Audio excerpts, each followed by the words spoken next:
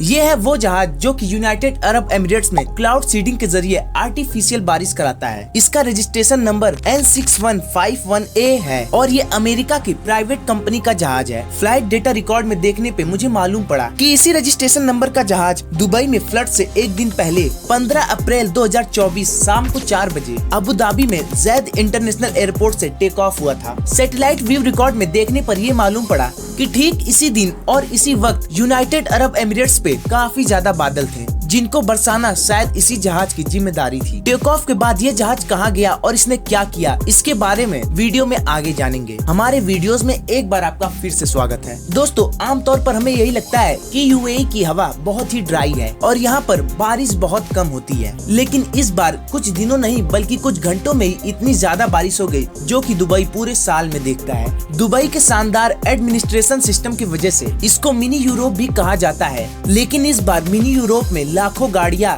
घर, शॉप्स और ऑफिसेज डूब गए और अगले 5 दिनों तक पानी को निकालना दुबई गवर्नमेंट का सर दर्द बना रहा। क्या ये दुबई में क्लाउड सीडिंग का नतीजा था या फिर इनका सीवरेज सिस्टम फेल हो गया, और अगर हाँ तो कैसे? 14 अप्रैल 2024 को गल्फ ऑफ ओमान से एक तेज बारिशों का सिलसिला ओमान में इंटर करता है और फिर मूसलाधार बारिश सबसे पहले ओमान को हिट करती है। सड़कों पर पानी जमा हो जाता है और फिर 20 लोगों की मौत भी हो जाती है और देखते ही देखते ये सिलसिला 16 अप्रैल तक यूएई में भी इंटर हो जाता है। शुरुआत में तो इसको एक नॉर्मल बारिश ही समझा गया जो कि 20 mm तक थी, लेकिन फिर बारिश बढ़ती गई और देखते ही देखते कुछ ही घंटों में ये 20 mm से 142 mm तक पहुंच गई, यानी कि 5.5 इंचेस तक। दुबई की बिजी रोड्स पर कई फुट तक पानी जमा होने के कारण यहाँ ट्रैफिक हो जाता है। लोग अपने घरों में कैद हो जाते हैं, जबकि कई एरियाज में तो ये खबर आई है कि उनके घरों में भी बहुत ज्यादा पानी भर गया था। बहुत सी वीडियोस में देखा जा सकता है कि लोगों के घरों में पानी की वजह से कीमती सामान खराब हो गए हैं और सभी शॉप्स बंद होने के कारण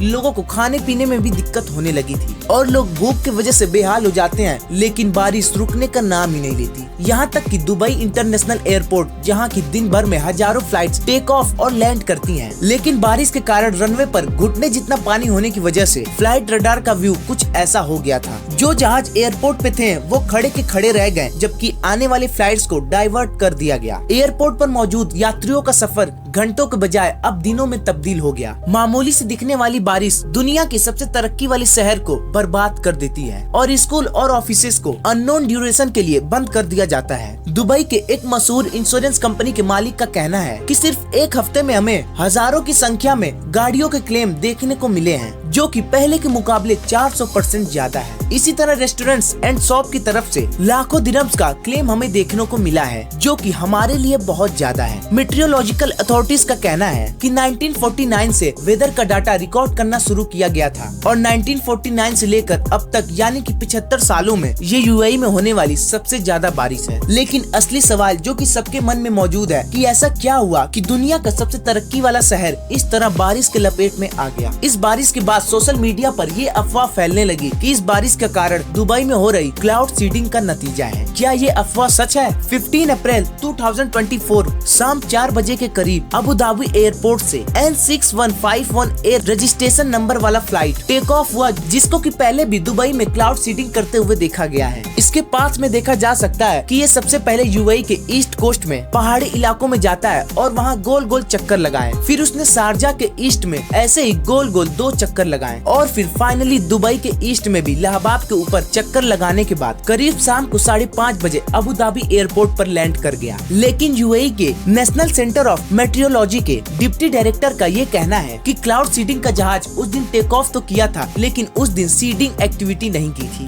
क्लाउड सीडिंग पहली बार दुबई में 1990 के समय वहाँ बारिश के आपदा से निपटने के लिए किया गया था। क्लाउड सीडिंग का बेसिक रूल ये है कि जब भी ऐसे बादल देखे जाएं जो कि अभी बन रहे हों, उस वक्त उनके ऊपर जहाज के जरिए पार्टिकल्स स्प्रे किए जाते हैं, जो कि मोस्टली नमक या फिर सिल्वर आयोडाइड होता है। ये नमक जब बादलों में मौजूद मॉइस्चर के कांटेक्ट में आता है तो वेपर्स पहले आइस क्रिस्टल्स में कन्वर्ट होते हैं और फिर भारी होने की वजह से बरसना शुरू हो जाते हैं। नीचे आते आते जैसे ही टेम्परेचर चेंज होता है, ये बर्फ से ड्रॉपलेट्स में बदल जाते हैं। अगर United Arab Emirates cloud seeding ना करे तो यही बादल कहीं और जाकर बरसेंगे। पर क्या वाकई में ये बारिश और फ्लड्स जिन्होंने दुबई और ओमान में तबाही मचाई, ये क्लाउड सीडिंग का ही नतीजा था या फिर नहीं? क्योंकि लोगों का कहना है कि पहले से आ रहे तूफान की वजह से क्लाउड सीडिंग ने इस पर कैटलिस्ट का रोल प्ले किया और फिर तभी मामला दुबई के हाथों से निकल गया। पर मेरे रिसर्च से ये पता चलता है कि इतनी ज्यादा बारिश की वजह क्लाउड सीडिंग नहीं हो सकती, क्योंकि जो एयरक्राफ्ट हमने ट्रैक किया वो सिर्फ यूएई के ऊपर ही घूम रहा था, ना कि ओमान के ऊपर। जबकि सैटेलाइट व्यू में अगर देखा जाए तो बादल खुद ओमान की तरफ से आ रहे थे। एक्सपर्ट्स का भी कुछ इसी तरीके का ख्याल है। वेदर एक्सपर्ट्स का कहना है कि क्लाउड सीडिंग से बारिश जरूर होती है, लेकिन इस कदर से नहीं होती जिससे कि पूरा बाढ़ आ जाए। और उनका ये भी कहना है कि क्लाउड सीडिंग से बारिश पैदा नहीं की जाती, बल्कि बारिश तो पहले से ही हवा में मौजूद होती है, उसको सिर्फ बरसाया जाता है। इसीलिए क्लाउड सीडिंग को इस बाढ़ का जिम्मेदार ठहराना ये सही नहीं है। एम्पीरियल कॉलेज ऑफ लंदन की एक मशहूर क्लाइमेट एक्सपर्ट फ्रेडरिक ऑटो का कहना है कि ये बारिशें इंसानी क्लाइमेट चेंज का नतीजा है, यानी कि हमारी गलतियों की वजह से जो दुनिया भर का मौसम बदल रहा है, जिसमें कि हमारे एग्रीकल्चरल प्रोसेस, इंडस्ट्रियल प्रोसेस और जंगलों का खात्मा भी शामिल है। क्लाइमेट चेंज से तो पूरी दुनिया ही परेशान है और अगर इसका हल ना निकाला जाए तो आने वाले कुछ सालों में मौसम के बदलाव से पूरी दुनिया को बहुत भारी नुकसान उठाना पड़ सकता है। और उनका ये भी कहना है कि ऐसी बारिश अगर उस देश में होती जहाँ पर अक्सर ऐसी बारिशें होती रहती हैं, तो वहाँ पर इतना नुकसान नहीं होता जितना कि यूनाइटेड अरब एमिरेट्स और ओमान में हुआ है। इसकी वजह ये है कि यूएई और ओमान में ज्यादा बारिशें नहीं होती, इसीलिए यहाँ पर प्रॉपर ड्रेनेज सिस्टम मौजूद नहीं है और शहर को बाढ़ जैसे आपदा से निपटने के लिए तैयार नहीं किया जा सकता। दुबई का रिसेंट फ्लड ये जाहिर करता है कि शहरी इंजीनियरिंग क्लाइमेट चेंज के टेस्ट को फेल कर चुकी है। पहली बात तो ये कि हमें ये नहीं भूलना चाहिए कि दुबई रेत पर बनाया गया था, वो रेत जो कि पानी को आसानी से एब्जॉर्ब कर लेती है। लेकिन जाहिर सी बात है, अगर हम उसी रेत को कंक्रीट से ढक दे तो उसके पानी सोखने की क्षमता कम हो जाएगी और ऐसा ही कुछ दुबई के साथ हुआ है। रियल एस्टेट डेवलपर्स ने दुबई के नेचुरल टेरेन को बदल दिया है और अब यहाँ की जमीन पानी को बहुत कम एब्जॉर्ब करती है और यही वजह है कि हर कुछ सालों के बाद यहाँ के सीवरेज सिस्टम को बढ़ाना पड़ता है। और दूसरी दिक्कत ये भी है कि दुबई की पॉपुलेशन हर साल बढ़ती जा रही है और पॉपुलेशन के साथ वेस्ट भी बढ़ता जा रहा है। दुबई की सड़कों पर हमें कचरा देखने को नहीं मिलेगा, लेकिन इस कचरे को कहीं न कहीं तो जाना है। और दुबई का सीवरेज सिस्टम इतना भी बड़ा नहीं है कि 142 mm की बारिश को इतनी जल्दी सोख पाए। और शुरू में जब बारिश होने लगी तो उसने कचरे को भी साथ में बहाना शुरू कर दिया और फिर सीवरेज सिस्टम को ब्लॉक कर दिया और फिर वहाँ की हालात बस से बदतर हो गई।